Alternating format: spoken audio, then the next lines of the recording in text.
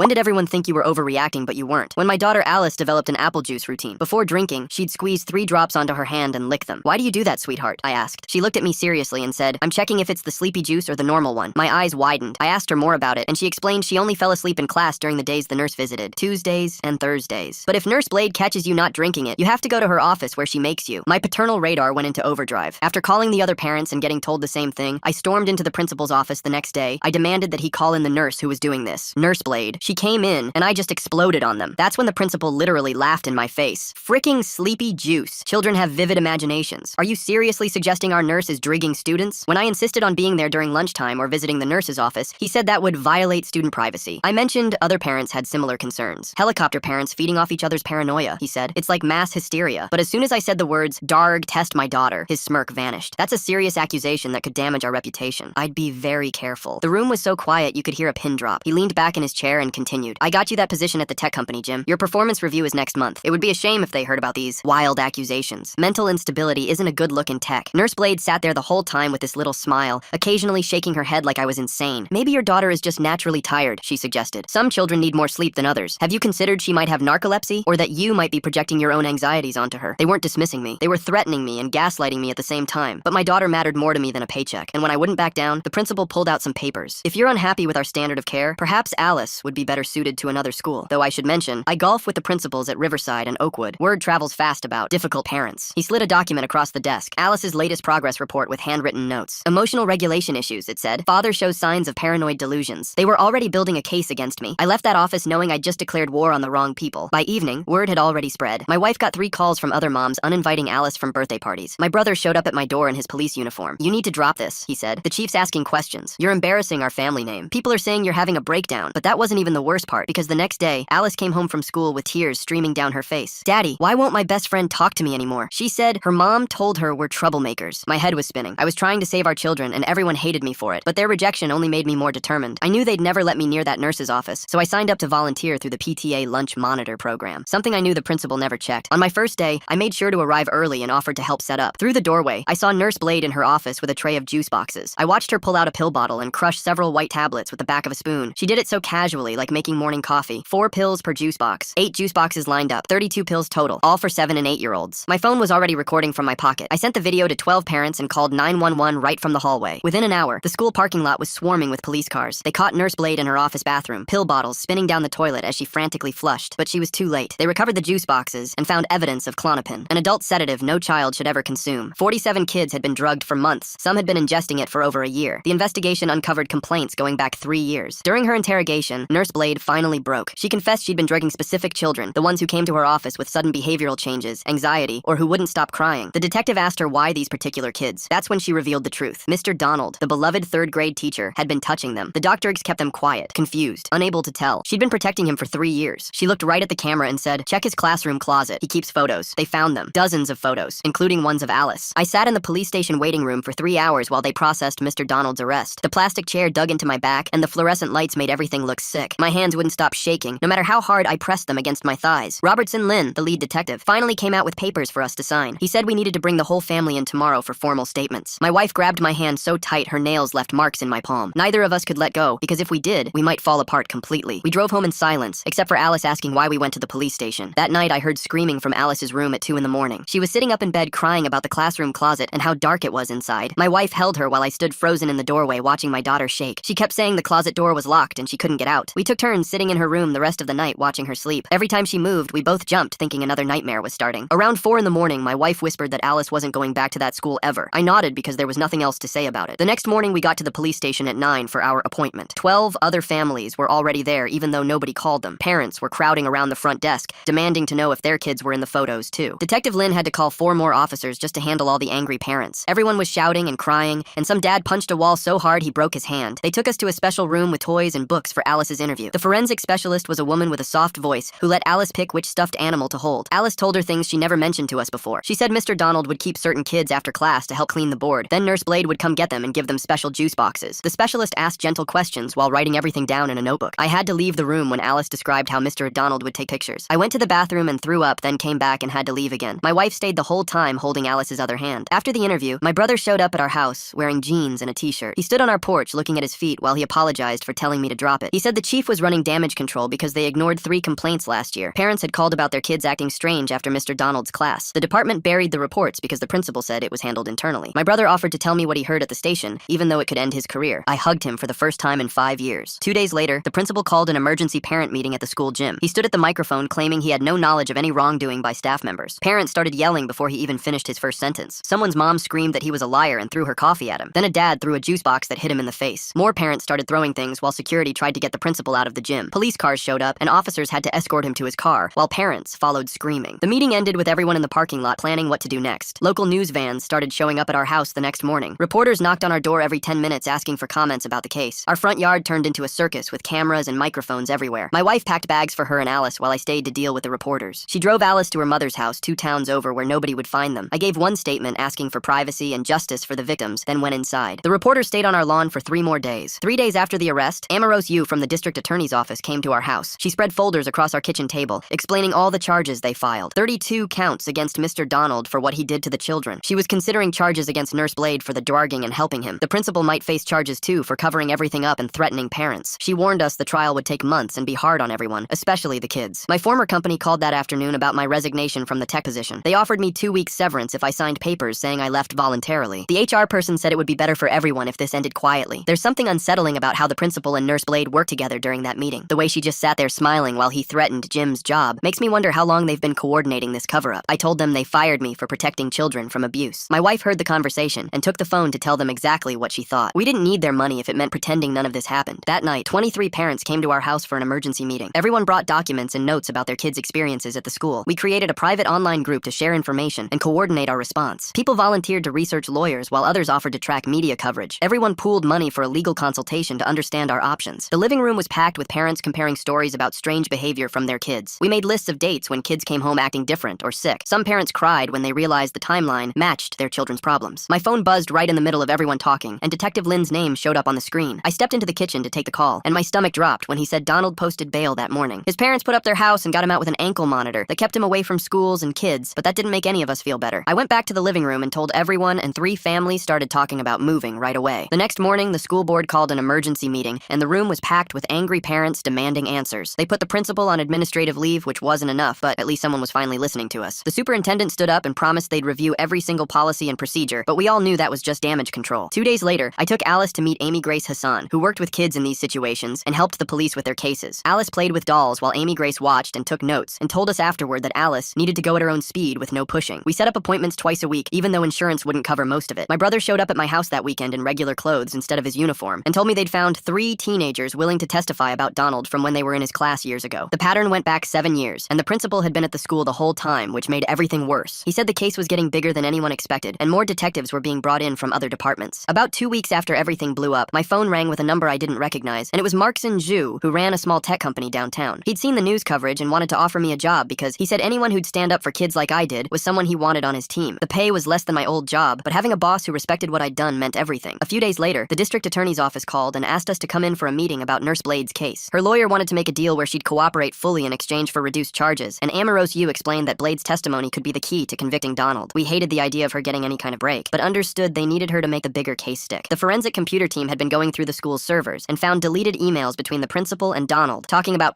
parents who asked too many questions. One email specifically mentioned me as someone who needed to be handled, and it was dated 2 days before the principal threatened my job in his office. They printed out stacks of evidence showing how the 2 of them worked together to keep everything quiet for years. Alice had been doing okay at her new school until one day she came home crying because another kid saw her on TV and told everyone about the bad teacher. She kept asking why everyone knew about it, and we realized we couldn't protect her from this no matter how hard we tried. Amy Grace helped us find ways to talk to her about it without making things worse, but it was the hardest conversation I'd ever had with my daughter. The first pre-trial hearing happened 3 months later, and Donald showed up with a team of expensive lawyers who immediately started filing motions. They claimed the photos were obtained illegally because the search was based on Blade's coerced confession and wanted everything thrown out. The judge said he'd review their motions and make a decision, which meant more waiting and uncertainty for all of us. Detective Lynn called me after the hearing to say more parents were coming forward from other schools where Donald had taught before ours. His team was now looking at a dozen more possible victims going back 15 years, and the investigation kept expanding into neighboring districts. Every new victim meant more evidence, but also more families going through the same nightmare we were living. My wife went back to her office job the following week, and I watched her put on her brave face each morning while she drank her coffee. She'd kiss Alice goodbye and drive off like everything was normal, but I could see her shoulders tense up as she pulled out of the driveway. When she came home that first day, she went straight to the bedroom and changed clothes without saying much about her day. day. I found her later sitting in her car in the garage with tears running down her face and her hands shaking on the steering wheel. She didn't know I was watching through the kitchen window as she wiped her eyes and took deep breaths before coming inside to help Alice with homework. The principal's lawyer sent out a press release 2 days later that made my blood boil so bad I couldn't see straight. They painted him as just another victim of a rogue nurse who acted alone without any knowledge from the administration. The statement called the whole thing an isolated incident and claimed the principal was cooperating fully with authorities to get justice for the families. I read it 3 times before I walked into the garage and put my fist through the drywall next to the tool bench. The pain shot up my arm, but I hit it again anyway until my knuckles were bleeding and there was a hole big enough to see the insulation. My wife found me an hour later still standing there with my hand throbbing and blood dripping on the concrete floor. She didn't say anything as she cleaned the cuts and wrapped my hand in gauze from the first aid kit we kept in the laundry room. Amy Grace called that afternoon with an update about Alice's therapy sessions and told us she was making good progress with the trauma work. But there were new problems we hadn't expected, like Alice refusing to drink anything at the school, even water from the fountain. She wouldn't go near any male teachers and would freeze up if one tried to talk to her in the hallway. The school nurse had to call us twice that week because Alice had panic attacks when substitute teachers came into her classroom. Every new fear felt like another way we'd failed to protect her from what happened in that school. 3 months crawled by with depositions and hearings and motions until finally the judge made his ruling on what evidence could be used at trial. Most of it was allowed, including the photos they found in Donald's closet, which made me sick just thinking about them being shown in court. But some pieces got thrown out because of procedural problems with how they were collected or documented by the police. Donald's lawyer jumped on this and put out their own statement claiming it was a major victory that proved their client's innocence. The lawyer said the prosecution's case was falling apart, even though we all knew they still had mountains of evidence against him. Our parent support group had grown to include all 47 families, and we decided to take action at the next school board meeting. We showed up silent with each parent holding a framed photo of their child who'd been drugged or hurt by what happened. We filled every seat and stood along the walls without saying a word while the board members shifted uncomfortably in their chairs. The superintendent tried to continue with normal business, but you could see his hands shaking as he read through the agenda items. When he asked if anyone wanted to speak during public comment, not a single parent said anything, but we all stood up at once, still holding our children's photos. The board members looked at each other, not knowing what to do, as we stood there for 3 full minutes before sitting back down together. 2 weeks later, Nurse Blade's lawyer contacted the prosecutor saying she wanted to make a deal and would testify about everything she knew. She came in with boxes of receipts for the drugs she'd bought and detailed records of which kids got dosed on which days. She had dates and times that matched exactly when parents had complained about their kids acting strange or falling asleep in class. The principal had told her directly to handle the situation with certain problem children who were acting out or seemed upset about something. She even had text messages from him telling her to increase the doses when kids were still talking too much after their visits to Donald's classroom. The principal got arrested at his house the next morning while his neighbors watched from their driveways as they put him in handcuffs. Meanwhile, I'd started my new job at the tech company, and Markson turned out to be the best boss I could have asked for during all this. He told me to take whatever time I needed for court stuff and never questioned when I had to leave for Alice's therapy appointments. The work itself was good too and helped take my mind off everything for a few hours each day while I focused on coding projects. Having a paycheck again without someone threatening to fire me for protecting my daughter felt like a weight had been lifted off my chest. Alice had her first good week in months where she slept through the whole night without nightmares and actually laughed at cartoons on Saturday morning. Principal claims he's a victim while dad's putting holes in walls. Classic case of misplaced anger management priorities. Nothing says justice system working perfectly like letting the bad guy rewrite history while families punch their garages instead of lawyers. We were eating breakfast together when she asked if we could get ice cream later, and I almost cried seeing her smile for real again. Amy Grace had warned us that healing wasn't a straight line and there would be bad days again, but we needed to celebrate the victories when they came. We went for ice cream and then watched a movie together on the couch with Alice tucked between us like nothing bad had ever happened to her. The principal's arrest made national news the next day, and suddenly our little town was all over social media and cable news channels. Strangers on the internet had opinions about everything, from whether the kids were lying to how the parents should have known something was wrong sooner. People defended Donald, saying there was no proof and that kids make things up all the time for attention, which made me want to throw my laptop across the room. My wife deleted our social media accounts after someone posted our address online and said we were crisis actors hired to destroy a good man's reputation. We decided to focus on the real support from people who actually knew us and understood what our family was going through instead of arguing with strangers. Detective Lynn called me that night with news that made everything even worse than we'd thought it already was. The school district's insurance company had done their own investigation into Donald 2 years before any of this came out, but the report got buried. The superintendent claimed he never saw it, but Lynn's team found emails showing it was sent directly to him with recommendations to remove Donald immediately. The insurance company had interviewed 3 different families whose kids had disclosed inappropriate touching, but somehow none of it led to any action being taken. The cover-up went way deeper than just our school and involved people at the district level who knew kids were being hurt and chose to protect themselves instead. 2 weeks later, I sat in Amarosa's office as she explained the trial schedule while I gripped my coffee cup so hard my knuckles went white. She pointed to dates on her calendar that seemed impossibly far away, 6 whole months before Donald would even stand trial, and I wanted to flip her desk over. Every morning I woke up knowing he was out there, probably at home watching TV while my daughter had nightmares. My brother showed up at my door that Saturday with a cardboard box of his desk stuff and told me he'd been written up for sharing case information with me. The chief had transferred him to a precinct 40 minutes away, but he just shrugged and said at least now he didn't have to see that corrupt bastard every day. We sat on my porch drinking beer, and for the first time since we were kids, We actually talked about real stuff instead of just sports. Alice came into our bedroom 3 nights later, holding her stuffed rabbit, and asked when the bad teacher was going to jail. My wife and I looked at each other over her head, trying to figure out how to explain court delays to a 7-year-old, and I finally just told her it takes time, but he would go away. The next day, I bought her a pink whistle on a chain, and she wore it everywhere, even tucked it under her pillow at night. And Amy Grace said during our session that giving kids something they can control helps them process trauma. A thick envelope arrived from the school district with 12 pages of new policies about background checks and parent access rights and supervision requirements. I read through every single word while my coffee got cold, seeing all these common sense rules that should have existed before 47 kids got hurt. The parent support group met at the community center, and half the room erupted when someone mentioned Nurse Blade only got 3 years with possible parole in 18 months. One mom threw her water bottle at the wall, while another said Blade was a victim too, and I just sat there feeling exhausted from being angry every single day. My phone rang during lunch at my new job, and some guy with a California area code said he was making a documentary about institutional abuse and wanted our story. I told him to go to hell and hung up, but 3 other families from our support group signed contracts with him, which made our next meeting pretty awkward. Markson called me into his office 4 months after I'd started and slid a paper across his desk that said team lead with a salary bump that still didn't match my old job, but felt like winning the lottery anyway. My wife found me in the garage later organizing tools I hadn't touched in years and said I looked different, lighter somehow, like I wasn't carrying the whole world anymore. The principal's lawyer called Amoros to offer a deal where he'd plead no contest to child endangerment, but no jail time, just probation, and losing his education license forever. I wanted to scream that it wasn't enough, but Amy Rose explained that him admitting guilt would make our civil case stronger, and sometimes you have to think like a chess player, not a fighter. Alice's new therapist recommended cutting sessions to every other week since she was doing so well at her new school, making friends and actually laughing again. I watched her playing with a girl from her class who didn't know anything about what happened, and it felt like watching someone learn to walk again after an accident. Detective Lynn called while I was making dinner and said they'd arrested the janitor who used to warn Donald when parents were coming to the classroom. The guy had been helping him for 2 years, creating diversions and keeping watch, and I wondered how many other people in that building knew something was wrong but stayed quiet. Each new arrest felt like peeling an onion, finding more and more layers of people who protected a monster instead of protecting kids. My wife found us a counselor who worked with trauma families, and we started going twice a week. The first session was rough because we kept arguing about who should have seen the signs earlier. She blamed herself for not believing Alice right away about the sleepy juice. I blamed myself for not pushing harder when the principal first shut me down. The counselor had to stop us from spiraling into guilt and reminded us we weren't the ones who hurt our daughter. We were learning how to talk about it without falling apart, but some nights we just hold each other and cry. The lawyer handling the civil case called to say 38 families had joined the lawsuit against the school district. We were asking for medical costs, therapy bills, and damages for what our kids went through. The district's lawyers immediately offered to settle because they knew a trial would expose everything. Their first offer came through our lawyer's office, and it was insulting. Basically pocket change split between almost 40 families. Meanwhile, Donald's defense team filed a motion for a change of venue, saying he couldn't get a fair trial in our town. His lawyer stood up in court and argued that everyone here already hated his client. The judge looked at him and said the case had been on every news channel in the state. Moving the trial wouldn't help because everyone everywhere knew what Donald did. She denied the motion, and we all breathed a little easier knowing he'd face justice here. 5 months into therapy, Alice was doing better, and during one session with Amy Grace, she mentioned something new. She said Donald had taken pictures of some teachers too, not just kids. Amy Grace called Detective Lynn right away, and they started looking into possible blackmail. It explained why some staff members never reported anything suspicious, even when they must have noticed. The district's lawyers came back with a settlement offer of $2 million total for all families. After legal fees, each family would get maybe $50,000, which wouldn't even cover a year of therapy. Our lawyer told them it was insulting and started preparing for trial. The district needed to understand they couldn't buy their way out of this cheaply. My old boss called me out of nowhere and apologized for firing me. He said the board had pressured him after the principal called them about my accusations. He offered to write a letter supporting my wrongful termination claim, which my lawyer said could be worth real money. I accepted his apology, but it didn't fix the months of financial stress we'd gone through. Alice had made a new friend at her therapy group and got invited to her first sleepover since everything happened. My wife and I barely slept that night, checking our phones every hour for any calls. But Alice did great and came home the next morning laughing about pancakes and movies. She was acting like a normal kid again, and these little moments kept us going. Jury selection for Donald's trial started, and his lawyers challenged every potential juror who had kids. They also rejected teachers, anyone who worked with children, and anyone who'd seen the news coverage. It took 2 full weeks to find 12 people they couldn't dismiss. Even then, we worried about whether the jury would believe all the evidence against him. The district came back with a new settlement offer of $5 million,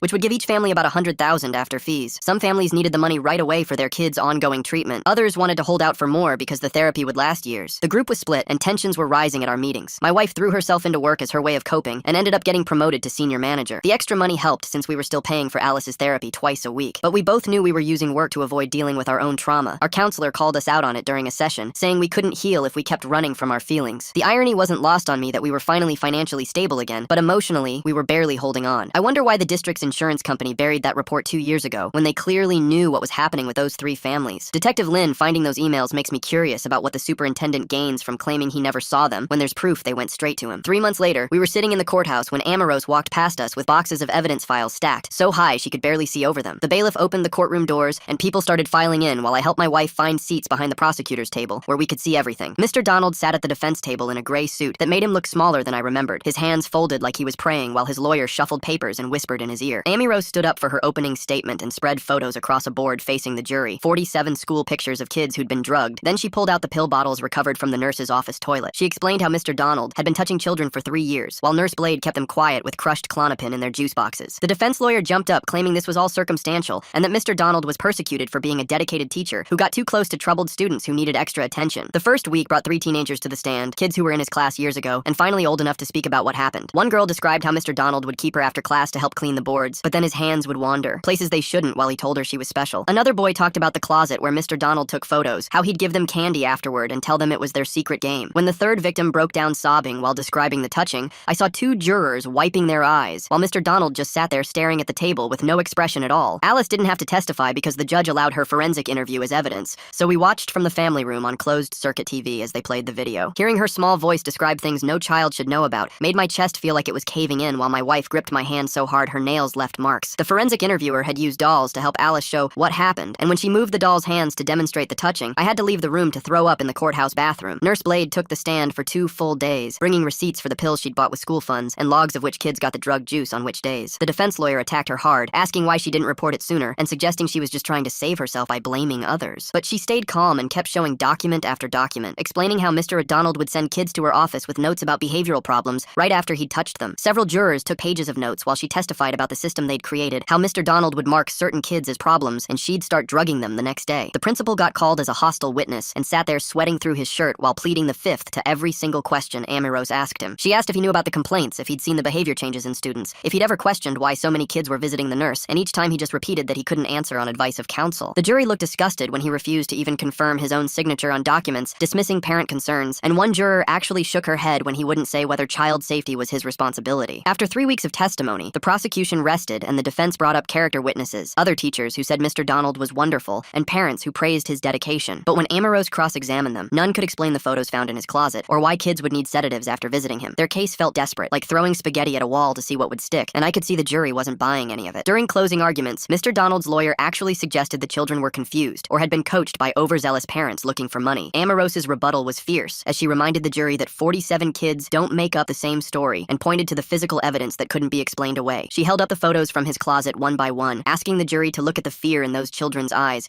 and tell her that was confusion. The jury went out to deliberate, and those 2 days felt like 2 years of waiting, checking my phone every 5 minutes for news while trying to keep Alice distracted at home with games and movies. When the verdict came back guilty on all counts, Mr. Donald finally showed emotion as his face went red, and he slammed his hand on the table while his lawyer grabbed his arm. Alice was at home playing with her dolls, completely unaware that the man who hurt her would never teach again or touch another child. A month later at sentencing, the judge gave Mr. Donald 25 years with no possibility of parole for 15, calling his crimes a betrayal of the sacred trust between teachers and students. It wasn't enough for what he did to all those kids, but knowing he'd be locked up until Alice was an adult helped us sleep a little better at night. The district finally settled the civil case for $8 million, split between all the families, and though it meant each family got less than $200,000, it guaranteed therapy coverage through college for every affected child. We put Alice's portion in a trust that would pay for her counseling, and hopefully help her heal from trauma she was still too young to fully understand. 6 months crawled by with Alice waking up screaming twice a week instead of every night, and I counted that as progress while we drove to Amy Grace's office every Thursday afternoon. The waiting room had the same fish tank we'd been staring at since this started, and Alice would press her face against the glass counting the blue ones, while I filled out the same forms asking about nightmares and eating habits, and whether she still flinched when teachers walked behind her desk. She did. My brother called me one Tuesday morning to tell me he'd made detective, said the chief was impressed with how he'd handled our case when everyone else wanted to look away. We took his boat out on the lake that weekend, just the 2 of us with cheap beer and sandwiches, casting lines into water that probably didn't have any fish while he told me about his new badge, and I told him about Alice's good days starting to outnumber the bad ones. The principal's sentencing happened on a cold March morning, with protesters outside holding signs about protecting children, but I sat in my car across the street instead of joining them because I was too tired to be angry anymore. 6 months in county jail and 5 years probation felt like nothing for what he'd allowed, but the prosecutor said it was the best we'd get with his cooperation agreement. I watched him walk out in handcuffs through my windshield and felt nothing, just empty. A year after everything exploded, I got an email from the PTA president at Alice's old school asking if we'd approve naming their new safety protocols after our daughter. They'd already printed the posters before asking, big colorful things that said Alice's Law with bullet points about mandatory reporting and background checks. My wife threw her coffee mug at the wall when she saw the mock-ups they'd attached. We said no 3 times before they did it anyway, putting up a plaque in the main hallway with Alice's name like she was some kind of dead hero instead of a living child trying to forget. My wife surprised me on our anniversary by driving us to the courthouse where we'd gotten married 15 years earlier. Alice wore her purple dress and held the rings while we said the same words again, but meant them differently this time, knowing what "for worse" actually looked like. The judge who married us again was the same one who'd signed our restraining orders, and she smiled when she pronounced us husband and wife, like she'd seen us crawl through hell and come out the other side. Alice started second grade at her new school, carrying a pink backpack and a lunchbox that had no drink compartment because she still wouldn't touch juice boxes. Her teacher called after the first week to say Alice was doing multiplication tables 2 grades ahead, but wouldn't participate in snack time, and we had to explain why certain foods made her panic without explaining everything that would mark her as different. By October, she'd made 3 friends and joined the art club, painting pictures of houses and trees and never any people. Her therapist said that was normal, that kids process trauma through symbols, and we should be glad she was painting at all. The phone rang one November night with a crying mother from Ohio who'd found our story on some parent forum, begging me to tell her what to do when her son's teacher kept giving him special vitamins that made him sleepy. I walked her through recording laws in her state and which agencies to contact and how to document everything without alerting the school, feeling like I was teaching someone else how to go to war. She called back a month later to say they'd arrested 2 teachers and a nurse, and I hung up feeling both proud and exhausted. Detective Lynn sent me updates when he could about the FBI task force that had formed after they found connections between our district and 6 others across 3 states. The investigation had a name now, Operation Recess, and 17 people were already in custody with more arrests coming. He said they'd found training materials, actual printed guides about which medications worked best and how to identify vulnerable children whose parents wouldn't be believed. We wanted to help, wanted to testify or provide evidence, but our lawyer said we'd done enough and needed to focus on healing instead of fighting. Principal gets 6 months while Mr. Donald gets 25 years. Justice moves like a broken seesaw, where the guy who looked away gets a slap and the monster gets real time. My old company's lawyers contacted me about settling the wrongful termination suit after my former boss testified that the principal had called him directly threatening to expose made-up mental health issues if they didn't fire me. The email trail between them was damning, especially the one where the principal mentioned specific performance review language to include. They offered enough to pay off our mortgage, and then some, and I signed the papers in the same conference room where they'd fired me for being a concerned parent. 2 years had passed since that morning, when Alice showed me her juice ritual, and now she went to therapy monthly instead of weekly, played soccer on Saturdays, and even went to overnight camp for a week in July. She still had the scar inside her lip from biting it during the sedation, still wouldn't drink anything. She didn't open herself, still sometimes stared at nothing with eyes that had seen too much. But she laughed at cartoons again, and sang in the shower and asked for help with homework, and maybe that was the best we could hope for. The camp counselor said she'd been brave during thunderstorms and kind to younger kids, and only had one nightmare the whole week, and we celebrated that night with pizza and board games like it was the greatest achievement in the world, because for us it was. 3 months later, I was in the garage, sorting through that cardboard box we kept on the metal shelf next to the Christmas decorations. Police reports and court documents and handwritten letters from 32 other families all stuffed in there. My hands got dusty every time I opened it, and sometimes I'd stand there with the trash can wondering if we should just throw it all away and try to forget. But then my phone would ring, and it'd be another parent from 2 towns over who heard about what happened and needed advice about their own kid acting strange after school. So I'd pull out the papers again and walk them through what signs to look for and which lawyers actually cared and how to document everything properly. Alice found me out there one afternoon holding that box and asked what was inside. I told her it was just old paperwork from when she was sick. She nodded and went back inside, but came out 10 minutes later with her school folder. "Dad, I want to join the safety patrol next year," she said. I looked up from the box and she was standing there in her pajamas, even though it was 3 in the afternoon because weekends were still hard sometimes. She showed me the permission slip and explained how 5th graders could help younger kids cross the hallway intersections and report if anyone seemed upset or scared. My throat got tight watching her point to the different responsibilities with her finger that still had purple nail polish from when her mom painted them the night before. This was my 9-year-old daughter wanting to protect other kids because she knew what it felt like when nobody protected her. I signed the form right there on top of that box of evidence and realized she was finding her own way forward, different from before with scars that would never completely go away, but still moving forward, and that had to be enough. Thanks for letting me wonder about all these curious things with you. It's been a fun ride. Hope to see you around sometime soon. Subscribe for more content like this.